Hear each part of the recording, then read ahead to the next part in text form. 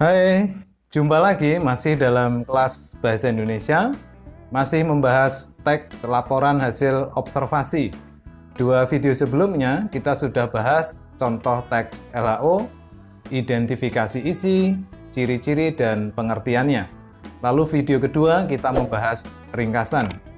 Untuk kamu yang belum nonton video pertama dan kedua, ditonton ya, agar pemahamanmu tentang teks LHO lebih lengkap. Nah, kali ini kita akan membahas struktur dan aspek kebahasaannya. Untuk memahami contoh dan pembahasannya dalam video ini didasarkan pada teks LHO Monumen Tugu Muda yang sudah kita bahas di video pertama, dan teks LHO yang ada di buku Bahasa Indonesia terbitan Kemendikbud. Jadi, sehabis nonton video ini cek juga bukumu ya, agar pemahamanmu lebih lengkap. Oke, langsung saja ya. Setiap teks memiliki struktur dan unsur pembangun. Demikian pula dengan teks LHO.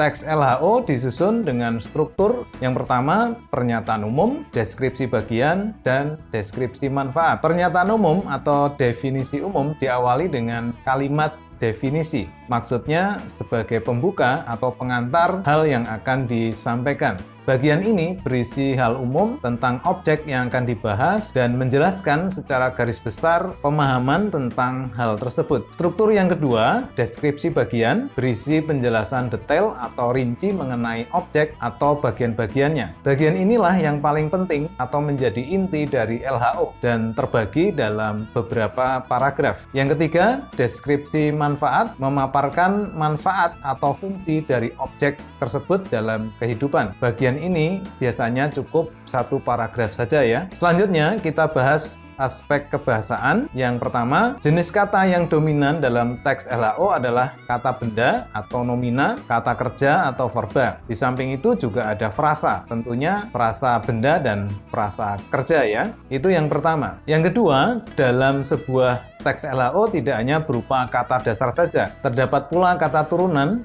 yang terbentuk melalui proses afiksasi atau proses pengimbuhan. Kata dasar yang mengalami proses afiksasi atau pengimbuhan biasanya berubah jenis katanya. Berikutnya, dari aspek kebahasaan, hal penting yang perlu dipahami adalah yaitu kalimat definisi, kalimat klasifikasi, kalimat deskripsi, kalimat simpleks, dan kalimat kompleks. Kita bahas satu persatu. Kalimat definisi mengawali bagian pernyataan umum. Ciri-cirinya menggunakan konjungsi seperti adalah, ialah, yakni, merupakan, dan yaitu. Kalimat definisi ini kalimat yang membatasi objek yang mau diobservasi, sehingga jelas apa objeknya dan ruang lingkup objek yang diobservasi atau dibahas. Kalimat definisi ini hendaknya membatasi objek dengan tepat. Perhatikan contoh kalimat definisi berikut ini.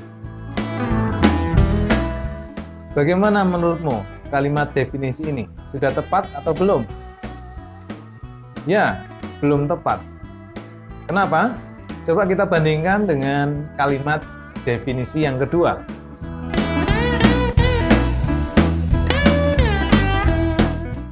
Kalimat definisi pertama, pembatasannya terlalu luas. Karena yang termasuk binatang malam itu tidak hanya kelelawar saja. Berbeda dengan kalimat definisi kedua, cukup membatasi ya. Berikutnya, dalam teks LHO akan kita jumpai kalimat klasifikasi yang terdapat dalam struktur deskripsi bagian. Kalimat ini mengklasifikasikan atau mengelompokkan objek dengan menyebutkan dasar pengelompokannya dan jumlah keanggotaannya. Contohnya berikut ini. Kalimat klasifikasi yang baik mencantumkan objeknya, yaitu hewan dalam contoh kalimat ini, dasar pengelompokannya yaitu jenis makanannya, dan jumlah anggotanya 3, yaitu herbivora, karnivora, dan omnivora. Yang akan kita jumpai juga dalam teks LHO adalah kalimat deskripsi. Kalimat ini berisi uraian, rincian, dan penjelasan tentang objek yang diobservasi. Tujuannya agar pembaca memahami lebih lengkap tentang objek tersebut. Kalimat dalam sebuah teks, khususnya teks LHO, dapat dibentuk dengan satu klausa yang terdiri atas satu subjek dan satu predikat saja. Kalimat seperti ini disebut kalimat simplex atau kalimat tunggal. Sedangkan kalimat yang memiliki dua klausa atau lebih, atau sederhananya yang memiliki dua predikat atau lebih, disebut kalimat kompleks atau kalimat majemuk. Itulah aspek kebahasaan dalam teks LHO. Demikianlah pembahasan teks LHO dari struktur dan kebahasaannya. Semoga bermanfaat. Tetap semangat, jaga kesehatan. Sampai jumpa di video berikutnya.